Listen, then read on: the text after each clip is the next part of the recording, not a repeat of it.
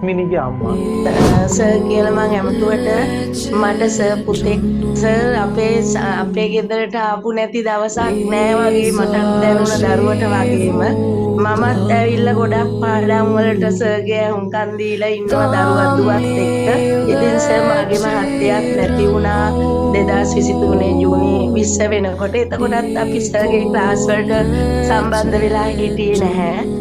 ඉතින් ඒ වෙලාවේ අපේ දුවට සස්මිනීට තිබුණා විද්‍යාව ගැන ලොකු ගැටලුවක්. මටත් තිබුණා අපේ දරුවා දැන් තාත්තත් නැති වෙලා ඉන්නකොට මෙයාට එක්සෑම් එක කරගන්න බැරි වෙයි කියලා අදහසක්.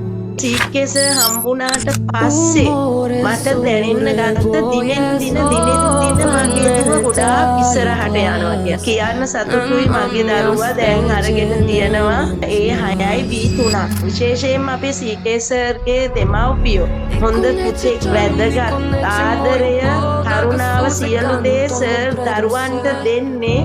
දරුවෝ ඒ මගට ගත්තේ සර් ඒ මගට ලස්සනට සර්ගේ දෙමව්පියෝ ගත්ත නිසා.